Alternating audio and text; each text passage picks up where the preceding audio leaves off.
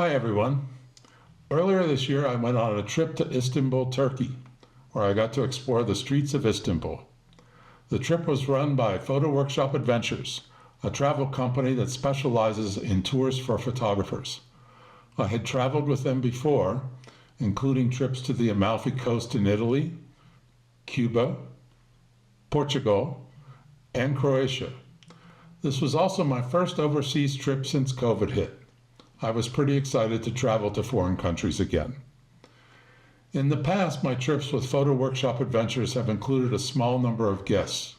That is often part of the fun of these trips. You get to meet people from all over the world, and I am still friends with the folks I have met from previous outings. But in this case, I was the only one who signed up to go.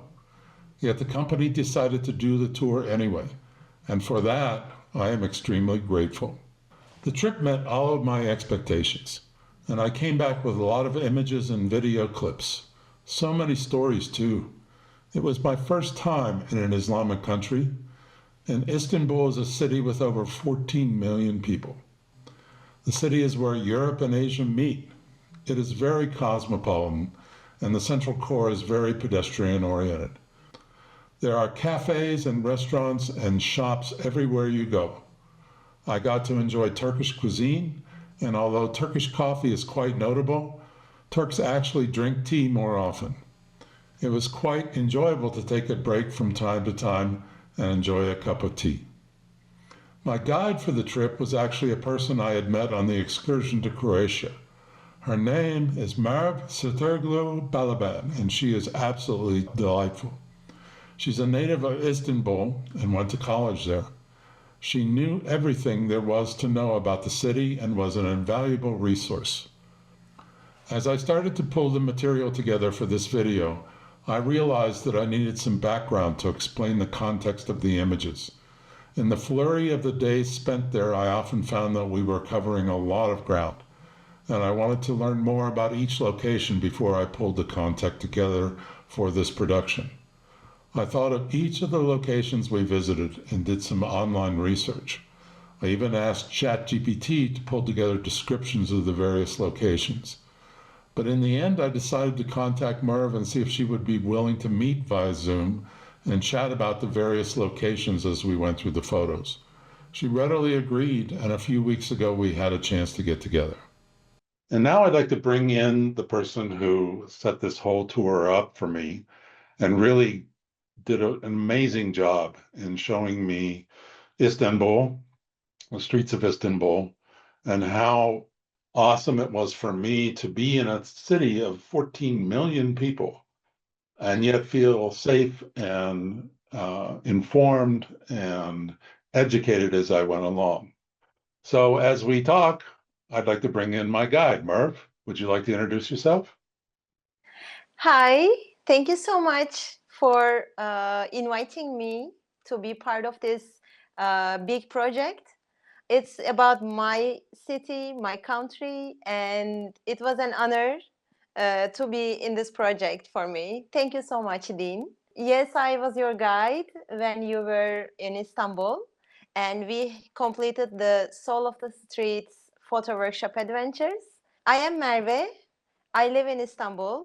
I'm from Turkey, and I am working for Photo Workshop Adventures for many years. So it's so nice to have you in my country, in my city, and you had great captures. We captured so many nice memories, so it's gonna be also nice to remember them with you.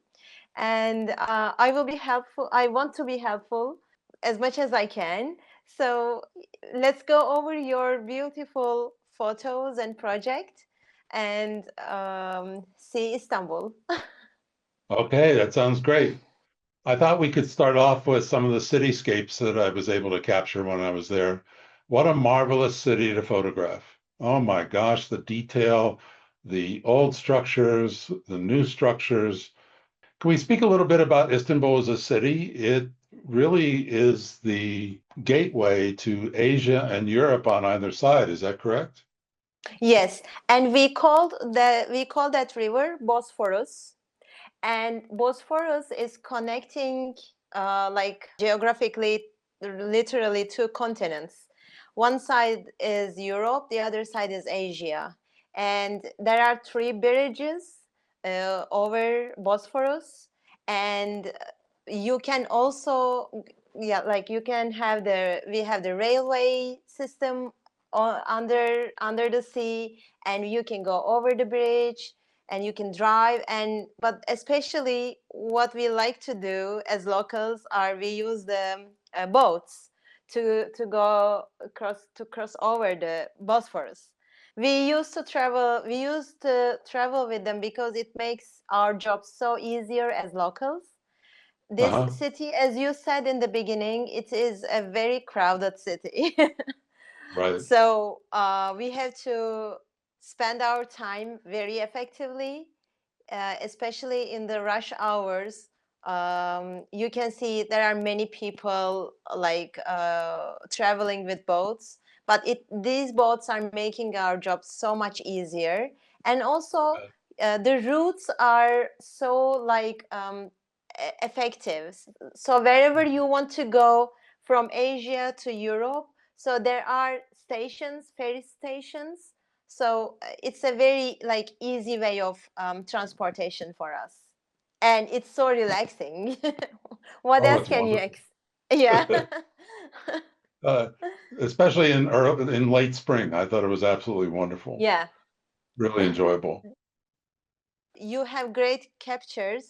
I see the Galata Tower and here. So this is called the Galata Bridge, but this part is not the Bosphorus part. But this part is Bosphorus while we are going to the Anadolu Kavağı. Like we had a big boat travel, like a long one, as you remember. It took like Yes. 2.5 hours by Yes. boat, and I think we had it on that on the way. I can say so. Uh-huh. This part is Bosphorus, really.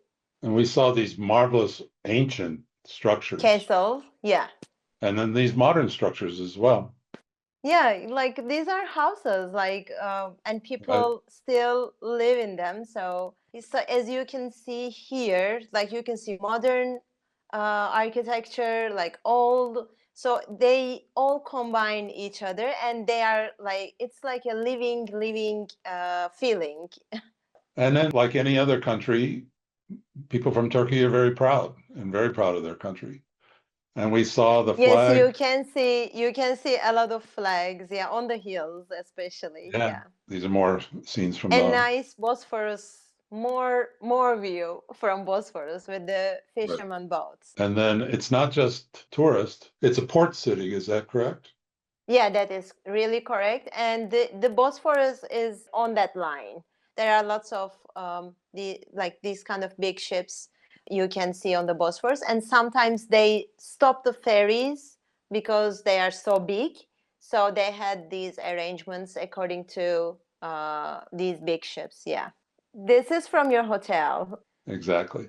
Galata Bridge. So this part of Istanbul is the most historical part actually. This is the river. This is not Bosphorus river. This is called Golden Horn. And this bridge connects the old part of Istanbul, like kind of to the new one. And this was a delightful perch that I had. It was a restaurant on top of my hotel. And Hmm. then I got to photograph it at night too, Yeah, which, and on just under the Galata Bridge, you have many fish restaurants. yes, And on the top of the Galata Bridge, we photographed lots of fishermen while they are fishing. exactly. So and mosques, And beautiful mosques. photo. And it was just gorgeous at nighttime. Just absolutely beautiful. The bridge itself is also, it's a pedestrian bridge. It's a auto transport bridge, and there are Yeah. restaurants underneath the bridge. Yes. So you're getting a lot of use out of one bridge here. Yes. It I don't know that serves I've seen that before. I can't recall seeing that before. That was really. pretty cool. Yeah, really. Okay, I think we're at the end of that slideshow. Okay. I think what I'd like to do now is talk about the first, I think, kind of big visit we paid, because we visited two mosques. Yes, we visited Sultan Ahmed and Rüstem Pasha. Okay, and this is this the walkway to the Blue Mosque? Yes. Yes, this is Hagia Sophia. This is turned into a mosque. Before it was a museum. And Okay. now, yeah, but we didn't go inside. We just tried to capture it just from outside. And Okay. this is Hagia Sophia. But we mainly Okay. captured two mosques, which one of them is the biggest mosque, which is Sultan Ahmed, the Blue Mosque. So can we talk a little bit on this? I'll stay on this photo here for a moment. Mm-hmm. These are called minarets next to the mosque. Is Mm-hmm. that correct? Mm-hmm. And what function do they serve? So in the old times, there are no speakers. So whenever they want to announce something big, you should go over somewhere high and you need to use your voice. And because in the mosques, the main idea is calling people for praying. Naming of azan, we hear this 5 times during the day. When you are in Istanbul, you heard already. And in the old times, because there was no speakers, people go high up the minarets, and they basically shout. So the idea is going somewhere high and calling people for praying. Each mosque has a minaret. That's pretty cool. You know, at first I thought, is this kind of an ornamental feature? But no, it serves a real function. It's really an It important piece. serves a real function, especially in like all the times. But now there Mhm. are speakers. There are like in big cities, they record azan and then they just play it. So in each mosque, you hear the same azan. But in the old days, people like literally climb up the minarets. They go higher and they use their like voice, like a real Wow, human voice. But now this is like a basically like recording, I can say. recordings. Mm-hmm. Okay. Well, let's go in here now to the first mosque that we visited, and this was the Blue Mosque. Is that correct? Yes, Blue Mosque, and also we can call it Sultan Ahmed Mosque because it's a very like long, I can say, long time to build it, and it is completed during Sultan Ahmed time. So this is also called Blue Mosque, and at the same time Sultan Ahmed Mosque. I found it absolutely stunning inside. One of the things that I found interesting too was there are numerous designs, patterns, if you Mm-hmm. will, but there weren't any pictures of people. There weren't any Mm-hmm. sculptures of people. And that's by design, is that correct? Yes, that is. So in Islamic religion, I can say only God can create human. So sculptures, paintings of people, they are like kind of forbidden to hang on the walls, especially in like praying places. Architecturally, it's phenomenal. As far as I know, there are more than 20,000 tiles and 260 windows. So it's a really very big mosque with 6 minarets. I saw this outside of the mosque, Mm-hmm. which is kind of a guide for people in terms of Yeah. what you Mm-hmm. need to do in terms of your dress. And men are not allowed to wear shorts, and women need to cover themselves. You know, mosques are like living places. So people like literally they go there, they pray, like local people, I'm saying. And but these big mosques are also big tourist attractions, especially Sultanahmet area. You can see many mosques. They have this sign because it's you can think about it like a respect, you know. Mm. Muslims, they pray in a dress code. They cover their head. They wear like long sleeve shirts, and they don't wear short sleeves. So this is like a respect for for the people who are really praying there and for going there for praying. Yes, it's a tourist attraction area, but at the same time, it's a living place, you know. So Sure. they just want to be, I think, they just want everyone to be respectful. And this is outside of the Blue Mosque, is that correct? Yeah, you can see lots of tourists like taking photos. Yes. There And were hundreds. unfortunately, it's always under construction. Well, there were Always, hundreds of always. tourists when we were there. Yeah. And then we've also visited a second Yeah. mosque. Yeah. And I And wanted to take you to a smaller one, which is a very like boutique mosque. well, I think what we discussed was in some ways this is more of a blue mosque than the blue Yeah. mosque was. Um, Exactly. because so many blue tiles and then the So blue many carpet blue on the tiles. bottom. This is a smaller mosque, correct? Yeah, this is a smaller one, but I take my guests to this mosque. It's a very photographic place. So with the tiles, with the lighting, and it's less crowded, but it's beautiful. So you can Right. see prayers, praying people, like you can photograph them, and it's not like a big tourist attracting area. So I find it more local. I think that my experience over the years in working with photo workshop adventures and going on, I believe this was my fifth trip that I've done with photo workshop adventures. It's always geared towards providing opportunities to take some really marvelous photographs that when you go on other trips or tours aren't necessarily designed to do. And I've always been grateful that you and the other staff that I've worked with Photo Workshop Adventures have afforded us those kinds of opportunities to get some really special photographs. Thank you so much. Thank you for your nice and kind words. Okay, and that kind of wraps up what I was able to capture during the mosques.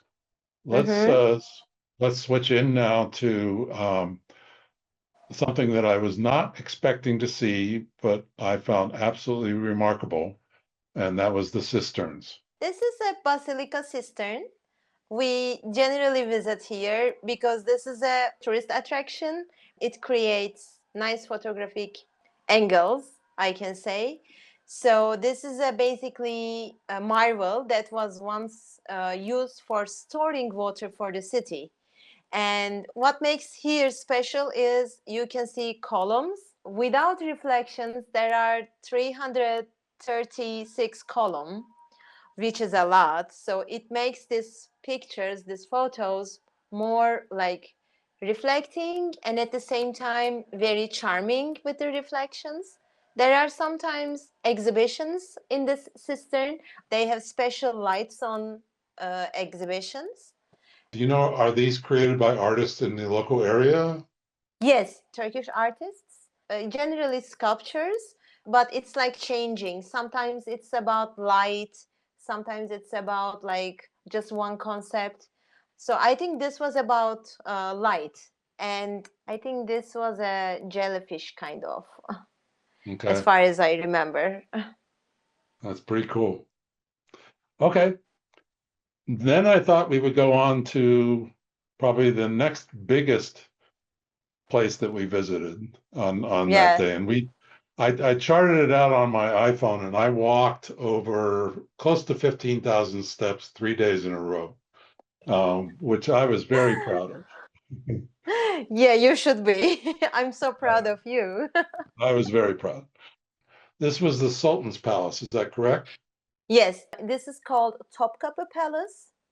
It's I think, one of the impressive examples of Ottoman architecture and one of the most important, I think, key attractions in Istanbul. It is very touristy, but at the same time, like as locals, you can see people from Turkey coming from different cities out of Istanbul. They come to Istanbul and they visit Topkapi Palace. This is a place like this, not just a tourist attraction area. It's also very important for the locals as well. You can see it has a beautiful garden.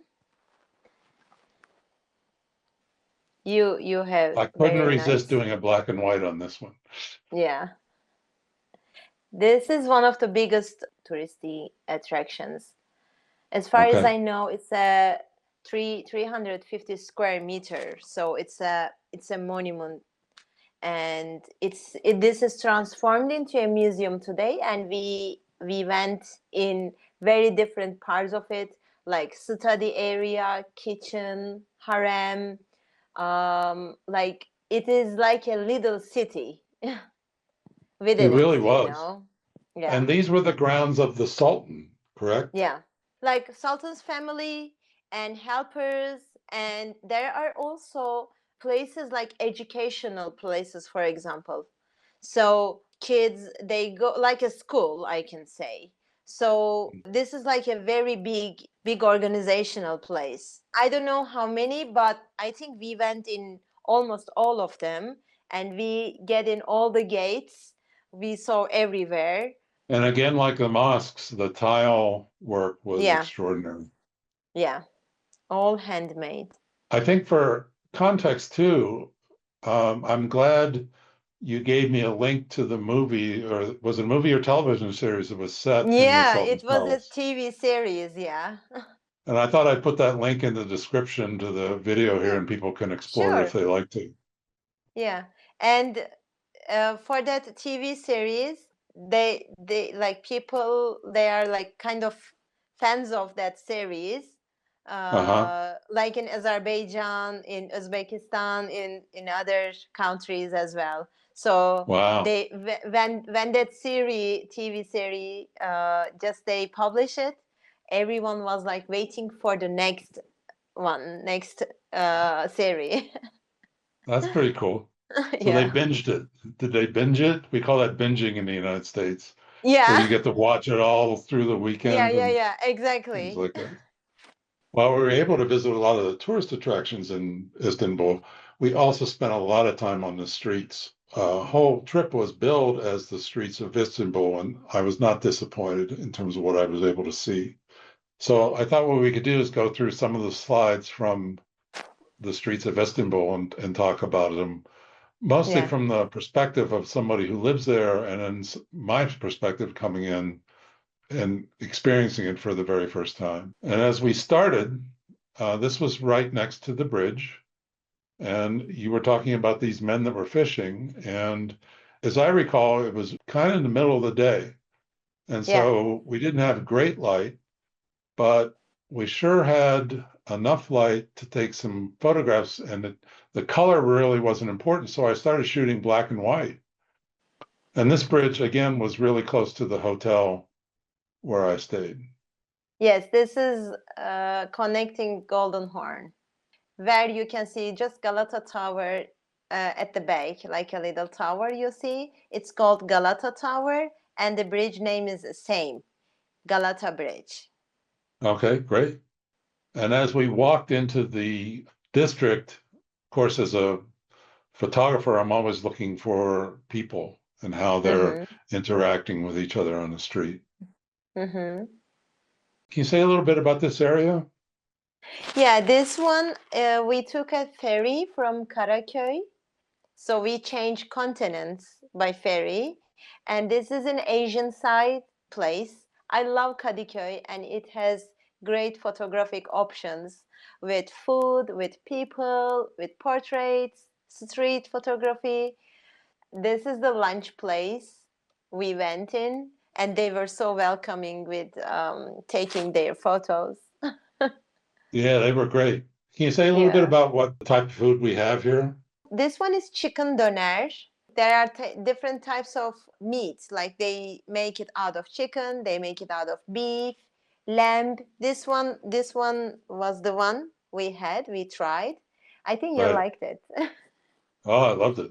And then the It is, color. I doner mean, is one of the traditional foods in it. You should try it in Istanbul. Yeah, yeah. Mosaic lamps. They are also everywhere. and just so vibrant. Hmm. And then here's where I got to And Turkish experience some delight. more Turkish delight. Exactly. It's like a little food tour with you. Yeah, it was terrific. We And then we had, had street food.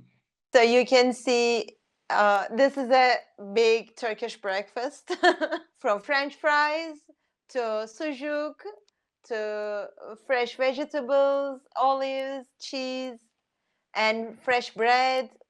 It was absolutely delicious. What I like too is they kind of showed you what you could get. It Yeah, was more than just a poster showing the menu. They showed you what you could yeah, get, they show which was you pretty neat. literally what they are and the delights and Right. the sweets. And these are like sandwiches. Yeah, this is called, like, the general name calls baklava, and they have different various types, like with pistachio, with walnuts, hazelnuts, and you can see different variations, especially the ones on the top with pistachios, like sandwich ones. They're all delicious. We didn't try this, just took the photo. Just took the photo exactly. One of the things I did notice too is that lots of pedestrian traffic, lots of Mm-hmm. cafes, lots of Yeah. coffee shops or tea shops. Pretty Mm-hmm. much anywhere you went, you could stop and have food, or you could sit down with friends and drink tea. We did that several times. I want to add, in the first day, you were asking me why there are lots of coffee places, like food places, and then before you go, you told me that, okay, I understood why there are a lot of coffees, because this city is so crowded. Yeah, So yeah, every place has a customer, I can say. yeah, exactly. And we got to go here. You guys, I think you bought some coffee here, didn't you? Yeah, for for my house, yeah. Not that big one. Right. Not that big scoop. And now we went to the spice market also. Mm-hmm. Yeah, And is this is that, Grand Bazaar, and in Grand Bazaar you see mainly selling gold and textiles. Turkish coffee, my favorite. it's and then we took a second trip, or I think this was on the third day. We went to, Balat. um, Yeah. and that's a little village. It's very close to the spice market area, Eminönü area. I find this place very valuable to take my guests, because this is a very unique place where you can see old buildings with, like, living souls, you know. This is an area where, like, mainly Jewish people in the old times they lived, but now they turned their houses into cafes, into restaurants, and they are really photographic, as you can see. So the colors are so nice. They turned the walls into like an art gallery.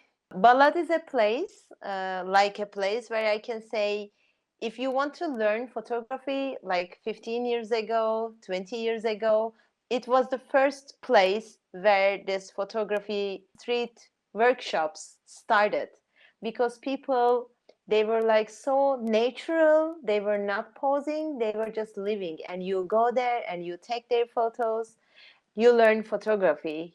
But nowadays it started to become more famous because of, like, social media, but Hmm. it's still very valuable for me, for many people. Okay, Merv, thank you so much. I really appreciate you taking the time to work with me on this. As a last part of this presentation, as you know, when we went through, occasionally I got the chance to photograph the people of Istanbul. And if I could think of anything that left the most lasting impression on me, it was the contact that I had with these folks. Overall, I was treated amazingly well, and I could not have been more happy with my interactions with the folks there. So without further ado, I'm going to go ahead and show the rest of these images in a little slideshow with some music from Turkey to close out the video. Thank you very much. Thank you so much, Dean. That it's a big pleasure for me to be included in this project, and it's an honor for me and for the company as well, for Photo Workshop Adventures. Thank you so much, and thank you. See you again. I see you again. I can't wait. Okay, thanks. Bye bye. you.